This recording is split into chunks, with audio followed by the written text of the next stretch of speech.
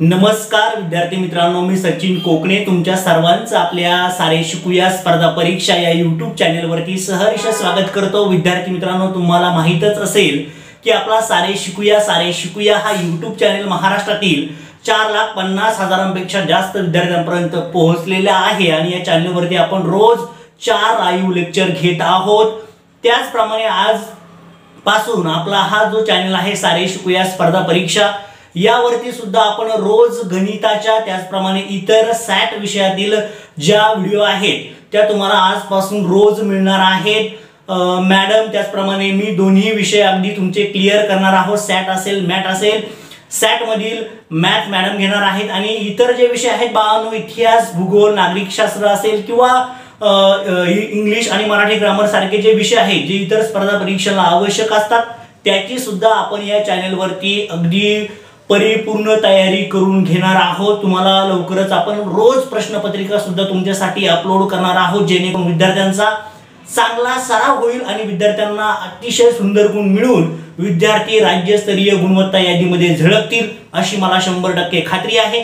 विद्यार्थी मित्रांनो, या चॅनलवरती सुद्धा लवकरच आपण रोज स्वतंत्र लाईव्ह लेक्चर फक्त स्पर्धा परीक्षेची घेणार आहोत। त्यामुळे कृपया या चॅनलला सुद्धा तुम्ही सबस्क्राइब केलं नसेल तर लवकर करा, जेणेकरून लवकर आपल्याला या चॅनलवरती लाईव्ह लेक्चर सुरू करता येतील। तर चला तर मग विद्यार्थी मित्रांनो, आजपासून आपण गणिताचा सुद्धा व्हिडिओ अपलोड करतोय। मॅडम व्यवस्थित अगदी डिटेल्स मध्ये तुमचा प्रत्येक भाग त्या ठिकाणी गणिताचा घेणार आहे। चला तर मग गणिताला सुरुवात करूया। नमस्कार विद्यार्थी मित्रांनो, आज आपण पाहणार आहोत गणित विषयाचा पाठ क्रमांक 1 परिमेय व अपरिमेय संख्या। चला तर मग सुरू करूया। पहा, पहिला पॉइंट आहे, थोडक्यात आपण रिवाइज करूया, समजून घेऊया। पहा, नैसर्गिक संख्या म्हणजे अशा संख्या ज्या आपण नेहमी मोजतो। पहा, 1 2 3 4 या संख्या सगळ्या नैसर्गिक संख्या आहेत। त्यानंतर आहे पूर्ण संख्या, त्यामध्ये 0 टाकला, नैसर्गिक संख्यांमध्ये 0 ही संख्या ऍड केली की काय होतं, पूर्ण संख्या तयार होतात। म्हणजे पूर्ण संख्यांचा संच असतो 0 1 2 3 4 ह्या सगळ्या संख्या म्हणजे पूर्ण संख्या। त्यानंतर असतात पूर्णांक संख्या। पूर्णांक संख्या म्हणजेच पूर्ण संख्या आणि विरुद्ध संख्या म्हणजेच ऋण संख्या सुद्धा याच्यात ऍड केल्या जातात। याला म्हटलं जातं पूर्णांक संख्या। म्हणजेच -3 -2 -1 0 1 2 3 इत्यादी ह्या सगळ्या संख्या काय आहेत, पूर्णांक संख्या। आता आपण पाहूया परिमेय संख्या म्हणजे काय। या संख्या कशा असतात पहा, m/n या रूपातील संख्यांना परिमेय संख्या म्हणतात। m आणि n हे पूर्णांक असतात, परंतु n हा 0 नसतो। n ची किंमत 0 नकोय, बाकी यापैकी कुठलीही किंमत चालेल। तर पहा, पुढचा महत्त्वाचा 5वा मुद्दा आहे, सर्व नैसर्गिक पूर्ण पूर्णांक या परिमेय संख्या असतात। यावरती ज्या 3 संख्यांचा आपण गट पाहिलेला आहे, संच पाहिलेला आहे, ह्या सगळ्या परिमेय संख्या असतात। पण प्रत्येक परिमेय संख्या ही पूर्ण संख्या असेल असं नाही, कारण ह्या सुद्धा आहेत। प्रत्येक परिमेय संख्या ही नैसर्गिक संख्या असेलच असं नाही, कारण त्याच्यात 0 आहे आणि ऋण संख्या सुद्धा आहेत। म्हणून या प्रकारे पहा, पुढचा महत्त्वाचा मुद्दा आहे, परिमेय संख्यांचे दशांश रूप खंडित किंवा अखंड आवर्ती असते। म्हणजेच उदाहरणार्थ 7/5 म्हणजेच याचं उत्तर येतं 1.4। म्हणजेच पहा, इथे फुल स्टॉप आलेला आहे, म्हणजेच काय आहे, हे रूप खंडित आहे। आता पाहूया अखंड आवर्तीचं उदाहरण। पहा, 5/9 म्हणजेच याचा जर आपण हे सोडवलं तर पहा काय येतंय, 0.555 हा 5 पुन्हा पुन्हा येत राहतो। म्हणून आपण या ठिकाणी 5च्या डोक्यावर आडवी रेघ मारलेली आहे। याला म्हटलं जातं अखंड आवर्ती। म्हणजे हा 5 पुन्हा पुन्हा येत राहणार आहे, म्हणून आपण तो पुन्हा पुन्हा लिहित नाही, तर त्या 5च्या डोक्यावरती आपण आडवी रेघ देतो। पहा, परिमेय संख्याची उदाहरणं म्हणजेच 1/2 -1 4 7/5 3/2 1 ह्या सगळ्या काय आहेत, परिमेय संख्या आहेत। आता आपण पाहूया अपरिमेय संख्या। पुढचा 7वा महत्त्वाचा मुद्दा आहे, अपरिमेय संख्यांचे दशांश रूप अखंड व अनावर्ती असते। अनावर्ती म्हणजे काय आता आपण ते पाहूया। पहा, उदाहरणार्थ वर्गमुळात 2 याचं जर आपण उत्तर काढलं तर ते काय येते पहा, 1.41421356 अशा ह्या संख्या पुढे येतच राहतात आणि कुठलीही संख्या किंवा कुठल्याही संख्यांचा गट हा पुन्हा पुन्हा येत नाही, म्हणून याला अनावर्ती असं म्हटलं जातं। अशीच या प्रकारची अजून उदाहरणं आहेत, वर्गमुळात 3, वर्गमुळात 5, वर्गमुळात 6 किंवा पाय, ह्या सगळ्या काय आहेत, अपरिमेय संख्या आहेत। यांचं दशांश रूप अखंड आणि अनावर्ती असतं। म्हणजेच अजून सांगायचं झालं तर पूर्ण वर्ग नसलेल्या संख्यांची वर्गमुळे ही काय, ह्या सगळ्या काय असतात, अपरिमेय संख्या असतात। आता पहा पुढचा मुद्दा, वास्तव संख्या। वास्तव संख्या म्हणजेच परिमेय आणि अपरिमेय संख्यांचा संच। परिमेय संख्यांमध्ये काय येतं, पूर्णांक संख्या येतात, पूर्ण संख्या येतात, नैसर्गिक संख्या येतात आणि राहिलेल्या अपरिमेय संख्या ह्या सगळ्यांचा मिळून जो संच तयार होतो तो म्हणजे वास्तव संख्या संच। आता पुढचा पहा महत्वाचा एक मुद्दा, तो म्हणजे बेरीजवस्त संख्या। याला आपण विरुद्ध संख्या असं सुद्धा म्हणतो। पहा, ज्या दोन संख्यांची बेरीज शून्य येते त्यांना एकमेकींच्या बेरीज व्यस्त संख्या म्हटलं जातं किंवा विरुद्ध संख्या असं म्हटलं जातं।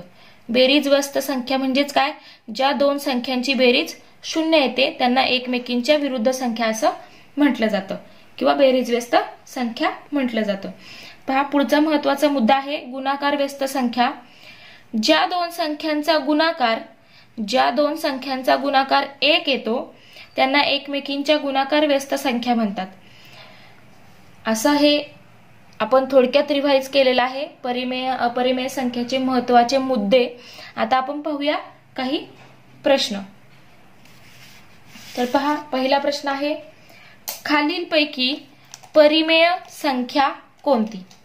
खालीलपैकी परिमेय संख्या कोणती? पहा, पहिला पर्याय आहे वर्गमुळात 2, दुसरा पर्याय आहे 4.3125, तिसरा पर्याय आहे 3.162 आणि चौथा पर्याय आहे वर्गमुळात 5। तर आपण पाहिलेलं आहे मगाशीच, पूर्ण वर्ग नसलेल्या संख्यांची वर्गमुळे ही अपरिमेय संख्या असतात। म्हणजेच ही झाली अपरिमेय संख्या, ही सुद्धा काय झाली अपरिमेय संख्या। आता पहा अजून काय सांगता येईल, इथे पहा 3.162 ही जी संख्या आहे हे दशांश रूप अखंड आहे आणि अनावर्ती आहे। इथे डॉट डॉट आहेत, हे अखंड आहे व अनावर्ती आहे। अनावर्ती आहे म्हणजेच काय, ही सुद्धा काय आहे, अपरिमेय संख्या आहे।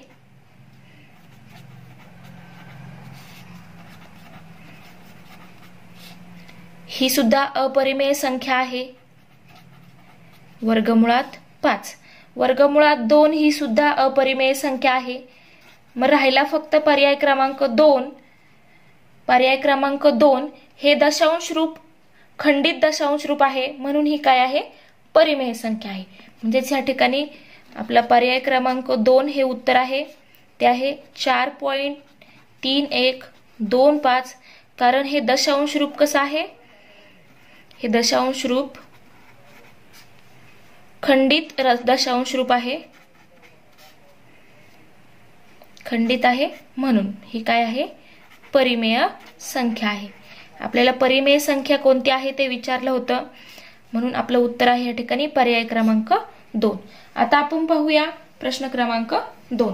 पहा, प्रश्न क्रमांक 2 आहे की 0.67 व 0.68 या दरम्यान असणारी परिमेय संख्या कोणती? पहा, पर्याय दिलेले आहेत या ठिकाणी। पहिला पर्याय आहे 0.682, दुसरा पर्याय आहे 0.669, तिसरा पर्याय आहे 0.673, चौथा पर्याय आहे 0.667। तर पहा, आपल्याला ह्या दोन संख्या दिलेल्या आहे आणि या दोघांच्या दरम्यानची परिमेय संख्या विचारलेली आहे। तर पहा ही संख्या आपण कशी लिहू शकतो, 0.67 ही संख्या आपण अशी सुद्धा लिहू शकतो की 0.670 आणि 0.68 ही संख्या आपण 0.680 या प्रकारे सुद्धा लिहू शकतो। मग या दोघींच्या दरम्यानच्या ज्या संख्या आहेत त्या म्हणजेच परिमेय संख्या येतील। तर इथे पहा पर्यायानुसार आपल्याला या ठिकाणी 0.67 व 0.680 यांच्या या किमतींनुसार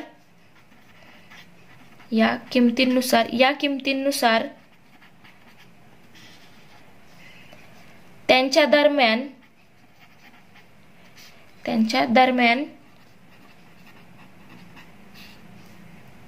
0.673 ही एक संख्या मिळते। पहा 0.67 पासून सुरू होणारी संख्या फक्त ही आहे, 673 ही संख्या येईल, कारण ही एकच अशी संख्या आहे जी ह्या दोघांच्या दरम्यान आहे। दिलेल्या पर्यायांमध्ये फक्त ही एक अशी संख्या आहे जी ह्या दोघांच्या दरम्यान आहे, म्हणून पर्याय क्रमांक 3 हे या ठिकाणी अचूक उत्तर आहे। आता पाहूया आपण प्रश्न क्रमांक 3। पहा प्रश्न क्रमांक 3 आहे, वर्गमुळात 19 ही अपरिमेय संख्या पुढीलपैकी कोणत्या दोन संख्यांच्या दरम्यान आहे। तर पहा वर्गमुळात 19 ही संख्या, आता आपल्याला काय करायचंय त्यासाठी आपल्याला वर्गमूळ व्यवस्थित माहिती पाहिजे। पहा या ठिकाणी वर्गमुळात 16 म्हणजेच काय आहे तर 4, 16चं वर्गमूळ आहे 4 हे आपल्याला माहिती आहे। त्यानंतर पुढची वर्गसंख्या आपल्याला माहिती आहे ती आहे 25, वर्गमुळात 25चं म्हणजेच याचं उत्तर आहे वर्गमुळात 25 म्हणजेच 5। वर्गमुळात 16 आणि वर्गमुळात 25च्या दरम्यान वर्गमुळात 19 ही संख्या येते, म्हणून वर्गमुळात 19 ही संख्या 4 आणि 5 यांच्या दरम्यान येईल, म्हणजेच आपलं पर्याय क्रमांक या ठिकाणी 3 हे उत्तर आहे, 4 आणि 5। कारण वर्गमुळात 19 ही संख्या वर्गमुळात 16 व वर्गमुळात 25 यांच्या दरम्यान आहे, म्हणजेच काय 4 आणि 5च्या दरम्यान आहे। आता पाहूया प्रश्न क्रमांक 4, खालील कोणत्या संख्येचे दशांश रूप खंडित आहे। दशांश रूप खंडित आहे, सोपा प्रश्न आहे हा सुद्धा। पहा पहिला पर्याय आहे 4.1/8, दुसरा पर्याय आहे 3/13, तिसरा पर्याय आहे 1/9, चौथा पर्याय आहे 1/11। तर पहा आता आपण प्रत्येकाचे इथे दशांश रूप काढूया। पहिला पर्याय आहे 4.1/8 म्हणजेच काय तर या ठिकाणी काय येईल 4 गुणिले 8 अधिक 1/8, 32 अधिक 1/8 म्हणजेच 33/8। आता हा भागाकार आपण पूर्ण केला तर आपल्याला काय मिळते पहा 4.125। पहा आता पुढचं पाहूया पर्याय क्रमांक 2, 3/13, 3 ला 13 ने भागलं तर पहा उत्तर किती येत आहे तर ते येत आहे 0.230769, पुन्हा 2300769 म्हणजे पुन्हा ही संख्या रिपीट होईल, म्हणजेच ही काय आहे अखंड आवर्ती आहे। त्यानंतर पुढचा पर्याय पाहूया तिसरा। या ठिकाणी आपल्याला पहिलाच पर्याय जो आहे तो आपल्याला या ठिकाणी खंडित मिळालेला आहे, म्हणजेच हेच उत्तर असणार आहे। तरीही आपण पुढचे जे 3 पर्याय आहेत ते सुद्धा चेक करूया। 1/9 म्हणजेच या ठिकाणी 0.11 ही सुद्धा काय आहे, अखंड आवर्ती आहे. 1 1 ही संख्या पुन्हा पुन्हा येत राहणार आहे, खंड आवर्ती. चौथा पर्याय आहे 1/11, त्याचं उत्तर येत आहे 0.09 आणि 0.9 ही संख्या पुन्हा पुन्हा येत राहील, म्हणून या ठिकाणी पहा ही सुद्धा काय आहे, अखंड आवर्ती आहे किंवा अखंडित आवर्ती आहे. म्हणून या ठिकाणी या प्रश्नाचं उत्तर काय येते आपलं, पर्याय क्रमांक 1 आणि ते आहे 4.1/8. कारण इथे दशांश रूप खंडित होत आहे, म्हणजे या ठिकाणी इथे पुढे बाकी शून्य उरते, म्हणून पुढे कशाचाही भाग द्यायची गरज नाहीये, म्हणजेच हे आहे खंडित रूप. म्हणून पर्याय क्रमांक 1 ह्या प्रश्नाचं उत्तर आहे. पाहूया आता पुढचा प्रश्न. प्रश्न क्रमांक 5. 2 अंकी मोठ्यात मोठी मूळ संख्या व 3 अंकी लहानात लहान मूळ संख्या यांचा गुणाकार किती? पहा, 2 अंकी मोठ्यात मोठी मूळ संख्या. मोठ्यात मोठी 2 अंकी मूळ संख्या म्हणजेच कोणती, तर ती येईल 2 अंकी मोठ्यात मोठी मूळ संख्या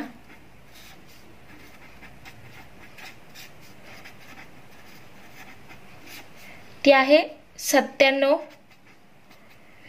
आणि 3 अंकी लहानात लहान मूळ संख्या 3 अंकी लहानात लहान मूळ संख्या ती आहे 101. 3 अंकी संख्या सुरू होतात 100 पासनं आणि 100 ही पहिलीच 3 अंकी संख्या आहे. तर त्यानंतरची लगेचच मूळ संख्या आहे ती आहे 101, म्हणजे लहानात लहान मूळ संख्या 3 अंकी ती आहे 101. 2 अंकी मोठ्यात मोठी मूळ संख्या, या ठिकाणी मूळ संख्या ती आहे 2 अंकी मोठ्यात मोठी. 2 अंकी संख्या ह्या सगळ्यात मोठी 2 अंकी संख्या आहे 99 आणि त्याच्या आधीची मूळ संख्या म्हणजे आहे 97. पहा, म्हणजेच 2 अंकी मोठ्यात मोठी मूळ संख्या येईल 97. आता पहा आपल्याला काय सांगितलंय, यांचा गुणाकार किती. तर पहा त्यांचा गुणाकार किती येतोय, 101 गुणिले 97 हे जर केलं तर किती मिळतंय, 97 म्हणजेच 9797. म्हणजेच या ठिकाणी पर्याय क्रमांक 1 हे आपलं अचूक उत्तर आहे. पहा पुढचा प्रश्न आहे, वर्गमुळात 6.25 ही पहिला पर्याय आहे 2 आणि 3 यांच्या मधील परिमेय संख्या आहे. पर्याय क्रमांक 2 आहे पूर्णांक संख्या आहे. पर्याय क्रमांक 3 आहे अपरिमेय संख्या आहे आणि पर्याय क्रमांक 4 आहे 7 पेक्षा मोठी परिमेय संख्या आहे. तर पाहूया आपण काय येतं याचं उत्तर. पहा आता ही संख्या आपण कशी लिहू शकतो, तर पहा वर्गमुळात 6.25 आपण काय करूया, याला या ठिकाणी काय करूया, आपण वर्गमुळात 100 ने गुणूया आणि वर्गमुळात 100 ने भागूया. पहा काय येतंय, तर हे होईल वर्गमुळात 625, कारण आपण 100 ने गुणलंय म्हणून जो पॉइंट आहे तो 2 घरे पुढे सरकेल आणि खाली येईल वर्गमुळात 100. म्हणजेच हे आपण कसं लिहू शकतो, पूर्ण वर्गमुळात 625 भागिले 100. पहा पुढे काय होतंय, आता 625चं वर्गमूळ आपल्याला माहिती आहे, तर ते आहे 25 आणि 100चं वर्गमूळ आहे 10. पहा याला आपण 5 ने भागलं किंवा यांचा आपण भागाकार केला, 10 ने भागा, या ठिकाणी 25ला उत्तर येईल 2.5. म्हणजेच ही संख्या आली 2.5. ही संख्या म्हणजेच काय आहे, तर 2.5. तर पहा म्हणजेच 2.5 ही संख्या आपल्याला माहिती आहे, 2 आणि 3 यांच्या मधली संख्या आहे. म्हणजेच पर्याय क्रमांक 1 हे आपलं अचूक उत्तर आहे. ते काय आहे, 2 आणि 3 यांच्या मधील परिमेय संख्या आहे. म्हणजेच उत्तर आपलं आहे वर्गमुळात 6.25 ही 2 आणि 3 यांच्यामधील परिमेय संख्या आहे. काय करायचे आपल्याला? आपल्याला माहिती आहे 4चं वर्गमूळ आहे 2 आणि त्यानंतर 9चं वर्गमूळ आहे 3. मग 6 ही वर्गमुळात 6 ही संख्या 2 आणि 3 यांच्या दरम्यान असणार आहे. त्या प्रकारे सुद्धा तुम्ही लिहू शकता किंवा याप्रमाणे सोडवून सुद्धा काढू शकता. पहा 2.5 याचं उत्तर आहे, म्हणून 2 आणि 3 यांच्यामध्ये ही परिमेय संख्या आहे. पाहूया पुढचा प्रश्न, प्रश्न क्रमांक 7. पहा प्रश्न क्रमांक 7 आहे, 3 या संख्येची बेरीज व्यस्त व गुणाकार व्यस्त संख्येची बेरीज किती? 3 या संख्येची बेरीज व्यस्त व गुणाकार व्यस्त संख्येची बेरीज किती?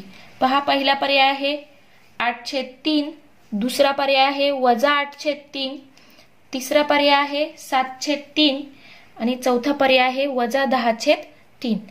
पहा आपण पाहिलं आहे बेरीज व्यस्त संख्या म्हणजे काय आणि गुणाकार व्यस्त संख्या म्हणजे काय.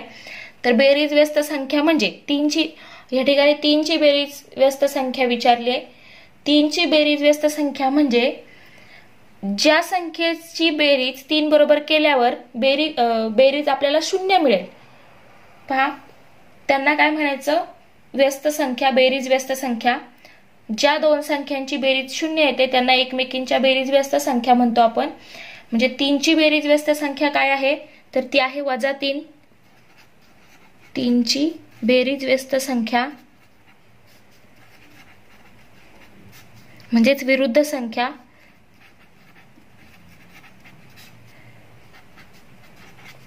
त्यानंतर 3ची गुणाकार व्यस्त संख्या. गुणाकार व्यस्त संख्या म्हणजे ज्या दोन संख्यांचा गुणाकार -1 येतो त्यांना म्हटलं जातं गुणाकार व्यस्त संख्या. पहा 3ची गुणाकार व्यस्त संख्या तर ती येईल 1/3. कारण पहा 3ची बेरीज व्यस्त संख्या -3 का आहे? कारण 3 अधिक -3 बरोबर 0. ज्या दोन संख्यांची बेरीज 0 येते त्यांना म्हटलं जातं एकमेकींच्या बेरीज व्यस्त संख्या आणि ज्या दोन संख्यांचा गुणाकार 1 येतो त्यांना म्हटलं जातं एकमेकींच्या गुणाकार व्यस्त संख्या. मग 3 गुणिले 1/3 केलं तर गुणाकार 1 मिळतो, म्हणून ह्या एकमेकींच्या काय आहेत? गुणाकार व्यस्त संख्या आहेत आणि ह्या एकमेकींच्या बेरीज व्यस्त संख्या आहेत. आता आपण ते लिहिलं. आपल्याला काय सांगितले पुढं? की त्या संख्येची बेरीज व्यस्त संख्या व गुणाकार व्यस्त संख्येची बेरीज म्हणजे ह्या दोघांची बेरीज घ्यायची आपल्याला. पहा काय येईल? म्हणून -3 अधिक 1/3 यांची बेरीज बरोबर किती येते काढायला सांगितले आपल्याला. पहा